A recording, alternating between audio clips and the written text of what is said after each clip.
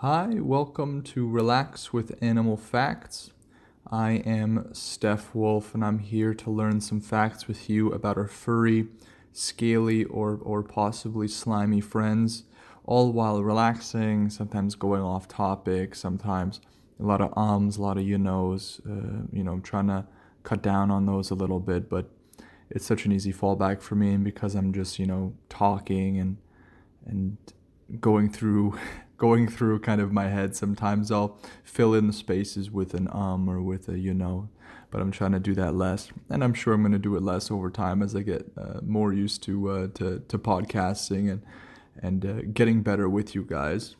So this is the show where I learn with you. Okay, so I just always want to clarify, because this is new podcast, so we got new people coming in now all the time. And if you are a repeat listener, welcome to the family, guys. I hope to do this for a very long time, so I'm here to help you relax, help get your mind off things. Everyone's got school, everyone's got something going on, school or work or family or anything, right? So just taking some time for you, and in this case, you're taking some time for you to learn about some animals all around the world. There's a few ways you can listen to this podcast. You can listen to it, just put it on. You can be sitting on a nice couch or on a nice chair, or you can lay down, you can go for a walk, you can do anything you'd like, and you can kind of space in and out. You can listen attentively. It is all up to you. I'm just going to be going and chatting on about animals, whatever animal it is of the week, and in this case, it is my personal favorite of all time, the gorilla. Okay, so I have a very big interest in gorillas ever since I was a kid. I always found them super fascinating, super human-like, so many things I felt like gorillas have to offer in terms of research and everything. So very incredible animal. We'll get into that in just a second. So however you want to listen to it, it is all up to you guys, okay? So for half an hour to 35 minutes, I'm here with you, and I'm going to be talking about whatever animal it is of the week. So let's get started. So I just have to mention where I'm getting my facts from. In this case, it is the Discover Wildlife page on the internet, so discoverwildlife.com, I believe. So there's where you can go and check out. They have plenty of animals on there. You can go and check it out. I always encourage you guys to go and research some more into whatever animal we're talking about, in case you find them super interesting. Okay, so there are two species of gorilla, the eastern gorilla and western gorilla. And those two species are divided into two other subspecies. So into the eastern lowland gorilla and the mountain gorilla. So that's for the eastern gorilla. And then we have the western lowland gorilla and cross river gorilla. Okay, so these four kind of subspecies, four subspecies. These, it all depends on where they're located. There's not too many differences in terms of physical or physiological. So eastern lowland gorilla and mountain gorilla, that's part of the eastern gorilla, and then the western is the western lowland and the cross river. And the cross river is an interesting gorilla species. You wouldn't think that they would actually name a specific species of gorilla in this case, because they are actually estimated to have less than 300 in population. So the cross river gorilla specifically is in Nigeria and Cameroon, and they, less than 300 in population, and they have their own species. Now, whether they named it when they had much more of a population, I'm not sure. I know that gorilla numbers haven't been doing as well as they should, due to some human interference. But some good news is that the western lowland gorilla is the most abundant of the four subspecies here. They have around 100,000 to 200,000 individuals. And you might be wondering how this is actually estimated. So each animal species, there'll be different ways of estimating the population. In the case of gorillas, how they live, they make nests. Okay, so you can see nests on the ground, nests in the trees generally, and if you can actually count the number of nests to really estimate the population in the specific troops or groups of gorillas. So it's an interesting way to kind of gauge how many gorillas are kind of wandering around, is to just count the nests up in the trees. And I'm sure it's a decently lengthy process, because you have to have a very keen eye not to miss anything, because this is the forest we're talking about. So there's a lot of greenery everywhere. You have to have, I'm sure, a very keen eye to that kind of thing. And the mountain gorilla population, okay, so the mountain gorilla, that is on the eastern gorilla subspecies, the mountain gorillas. Their population stands at around 1,000 close, like they say 1,004 approximately, and that is actually in the critically endangered category. So mountain gorillas are amazing gorillas. All the gorillas are amazing, of course. I love mountain gorillas. I want to say the most. They are just awesome. I'm going to go into a little bit of a personal thing here. I've always wanted to visit, go to the Congo or go somewhere where they have gorilla sanctuaries, and to be able to go and to, see gorillas firsthand, and, see what their facilities are like, and just meet some gorillas. That is one of the dreams of mine, is to be able to do that. And their DNA, okay, is 98.3% approximately close to humans. So that is extremely close. As you guys know, with primates, we're close. So bonobos and chimpanzees are closer, but gorillas are still fairly close. Yeah, so it says here, making them our closest relatives after chimpanzees and bonobos. Yeah, so primates I know a little bit more about. There's still always something I can learn. I love to learn new things about these animals, as they're researched and more understood.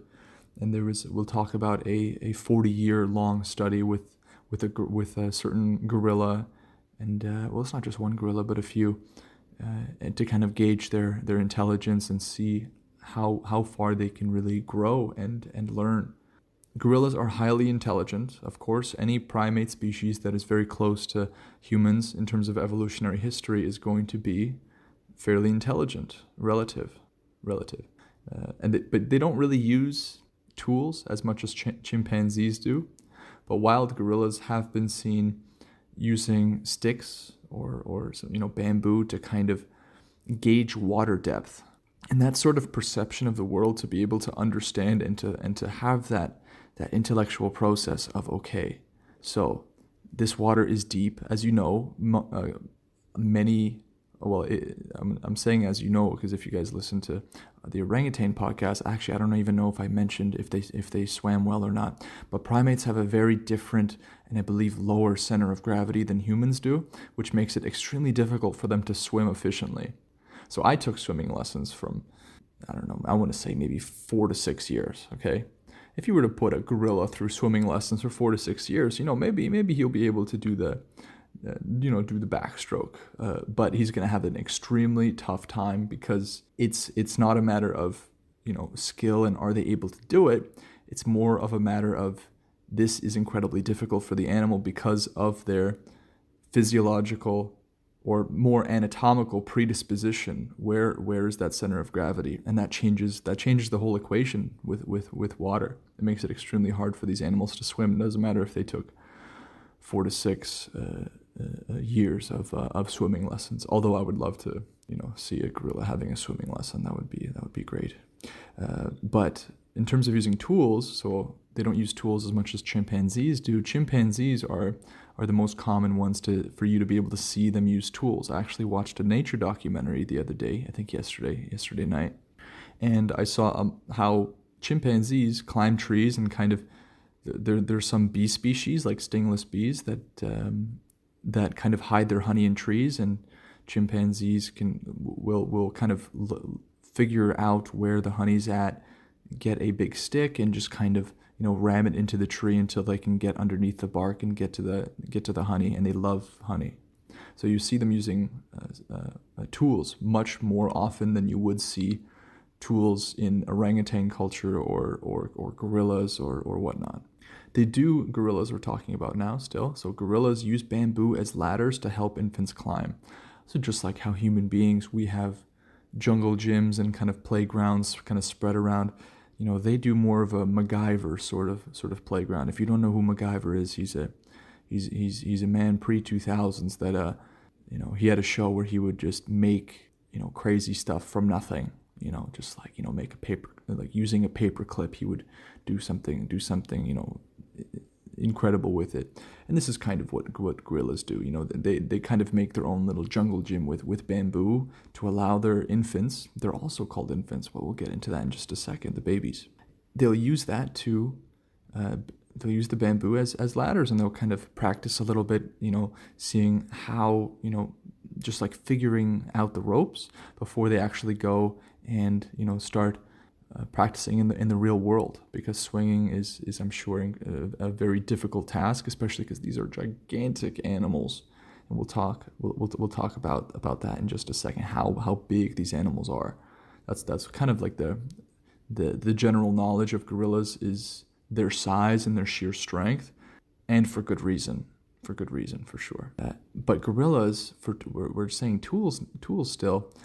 Recently, gorillas have been seen for the first time actually using sticks to eat ants without being stung. So they'll kind of dip sticks into places to eat ants off of the stick.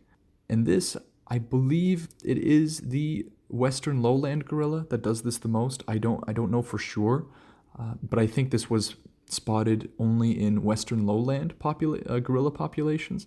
Could be wrong. I think I'm gonna research more into that after the podcast. Or you can feel free to Google it on your own time for sure. And another sign of a gorilla's impressive communication ability is that they've been recorded making around 25 different sounds. So 25 different sounds, which is vocally is impressive, very impressive. I'm not sure if you are familiar with Koko the gorilla, but there was a study for 40 to 40, I think it was 42 years is how long Koko lived for. And Koko was, she was really a big thing on the internet because she was extremely intelligent.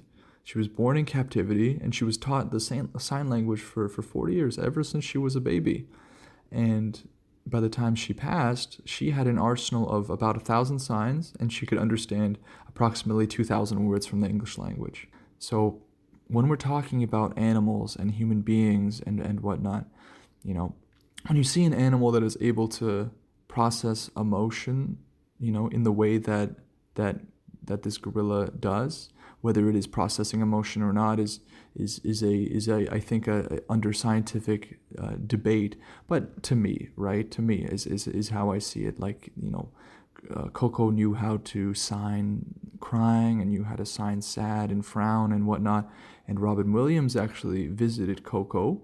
It's on YouTube. It's very interesting. He went to go visit Koko, and she really enjoyed his company. She had actually watched Robin Williams on the TV before, and she could recognize him from the TV.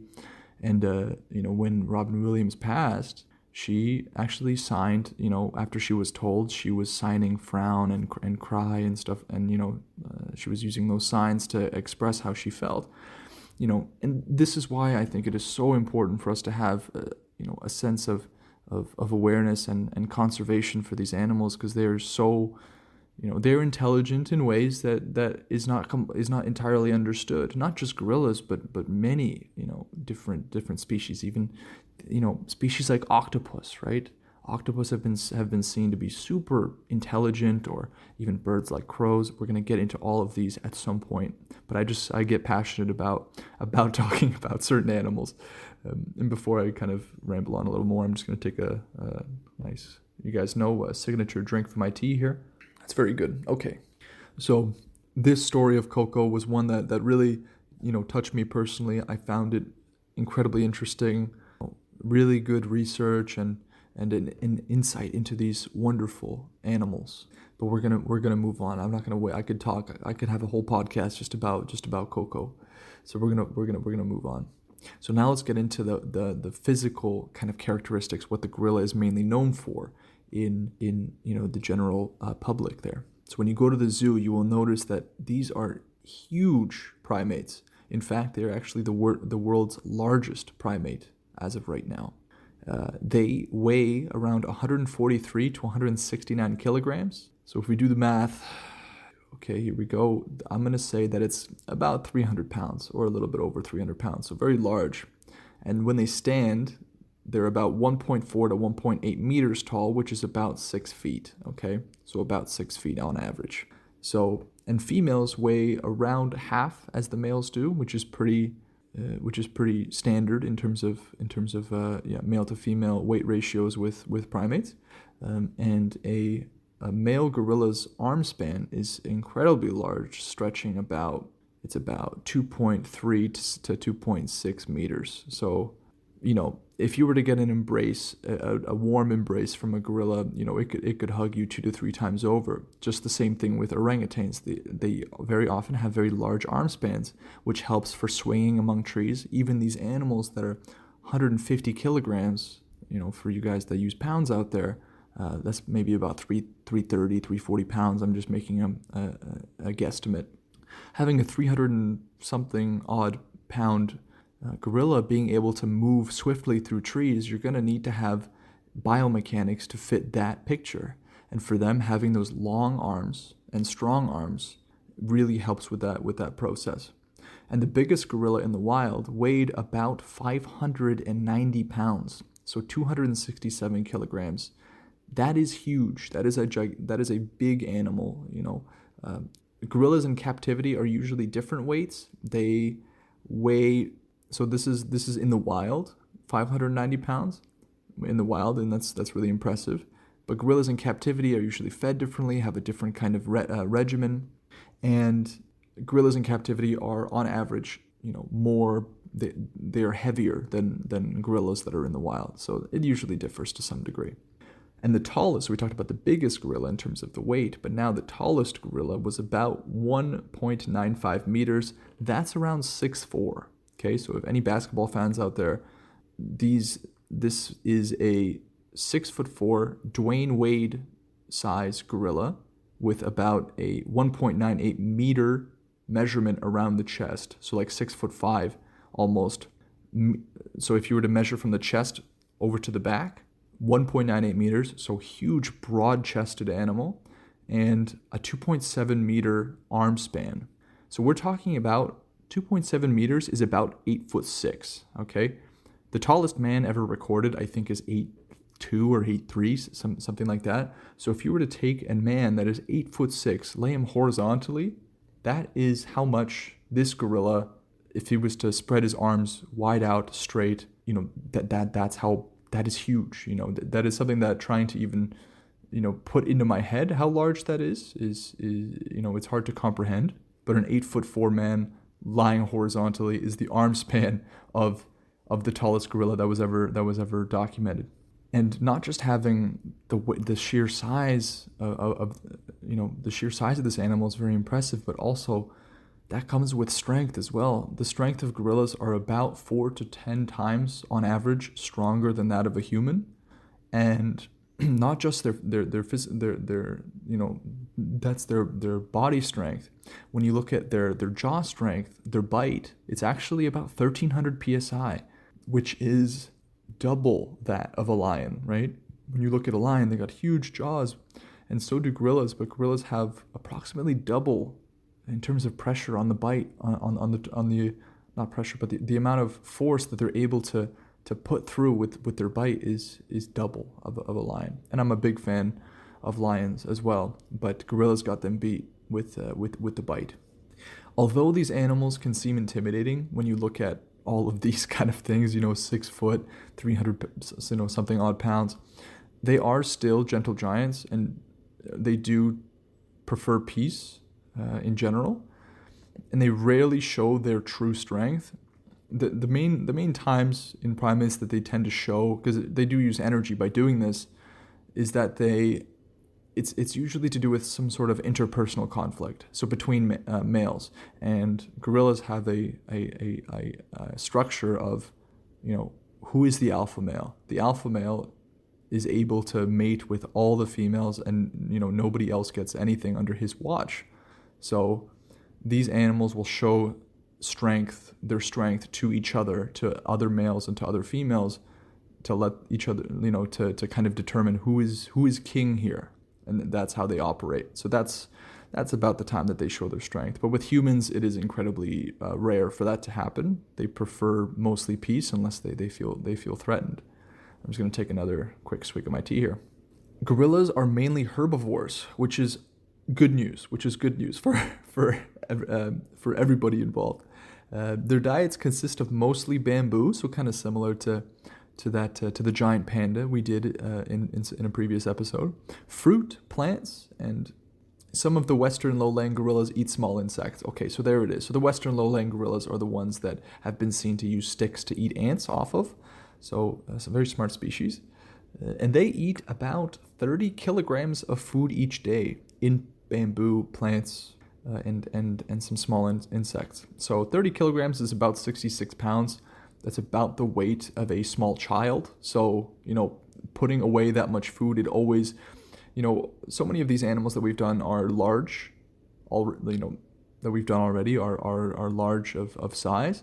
And the amount that they eat is amazing, that they can put away this much food in a day. Because these animals roam around a lot and, they eat fruits and other kind of plants, they actually have a very vital role with many of the large fruit trees that are there. And this relationship is what is referred to as a symbiotic relationship. So symbiotic is a fancy word for just meaning that it's a win-win situation. So they get the fruit, and what the trees get is actually a free transportation system for their seeds. So they have a vital role in seed dispersal, and these fruit trees depend on these gorillas to survive. They really do a lot for the trees. And this is the way nature works, right? They have these beautiful little balances that they strike. Like, there's so many things that keep nature in balance, and it's able to find these balances naturally, and it's amazing to me. So they have a vital role in seed dispersal with these large fruit trees forming that symbiotic relationship. And one little interesting fact about gorillas, if they aren't already, adorable enough, they actually seem to hum or sing when they eat their favorite food. I know people that hum and sing when they have their favorite food. You might catch me singing or humming when I'm having a poutine that's here in Canada, or a poutine depending on how you pronounce it where you're from. I think it's poutine is the right way to say it, but I'll say poutine for now. But they like to hum or sing when they eat their favorite food. So if they're having a nice piece of bamboo, a nice crisp maybe fruit of some sort, they'll kind of hum to themselves and sing. And that's a very adorable fact that I want to share with you guys. And the lifespan of gorillas is generally around 35 to 40 years. In captivity, that number most often goes up because they have reduced risks of like infection and of different things, and they're always fed. So, they live, on the upwards of sometimes 50 years. Okay. And a female Western gorilla at Columbus Zoo actually reached 60 years old. 60. That is for much of human history, 60 was a milestone for sure.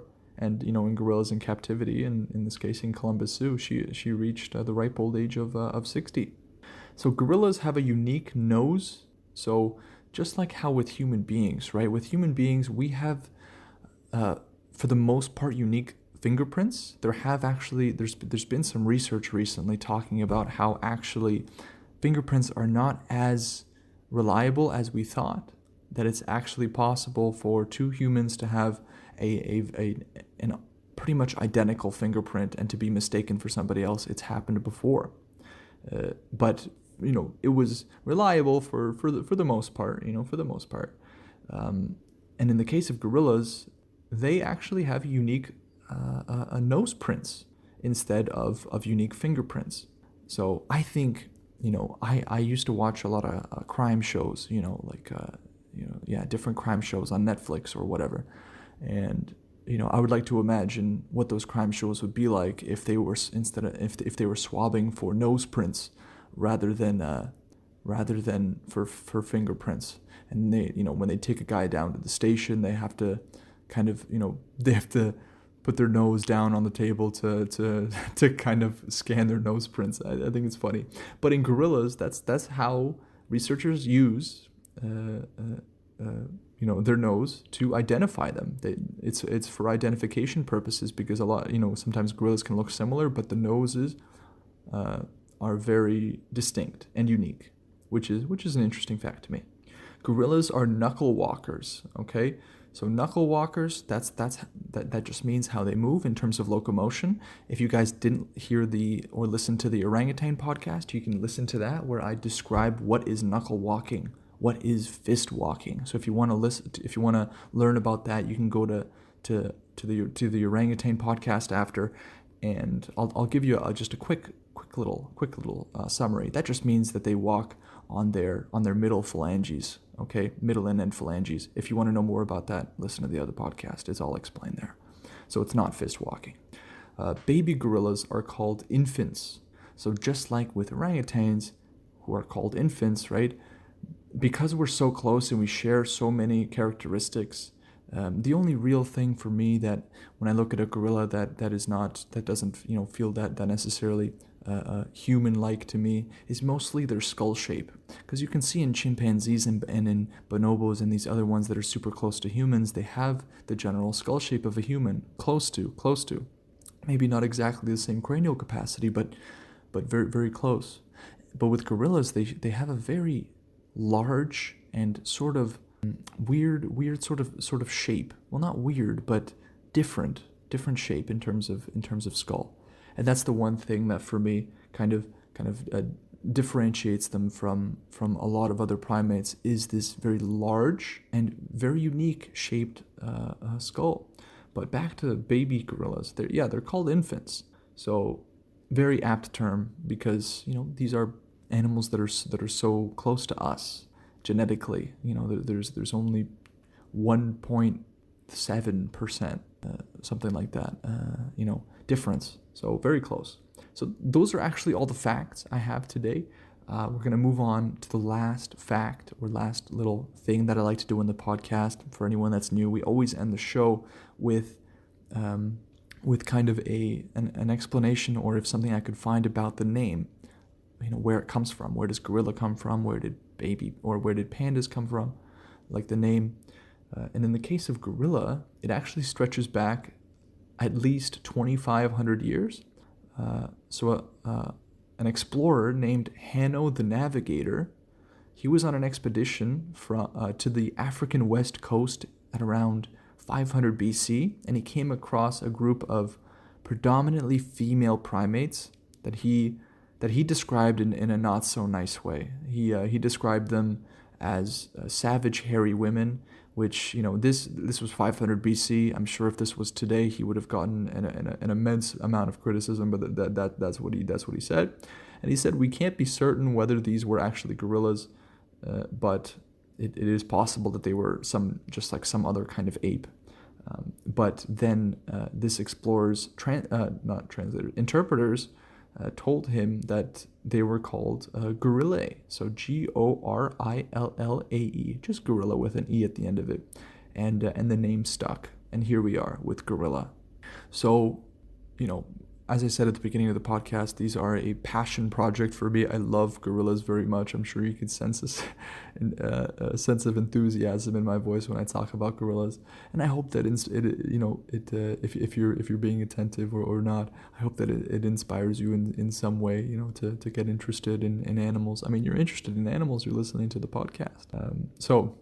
We've reached the end of the podcast. If you enjoyed it, be sure to follow or download or share to another person that wants to relax with animal facts. Anything that you'd like to do. We're a new podcast here, so anything that you would like to do, it is very much appreciated. If you have if I got anything incorrect or inaccurate, you could always send me an email at relaxwitanimalfacts@gmail.com. And you can tell me what it was that was inaccurate. I can research more about it, and I will clarify on the next podcast what was wrong exactly. Okay, so thank you very much for tuning in, guys, and I'll see you next week, or not next week, but next episode, rather, with the new animal. So thank you very much, guys. Take care.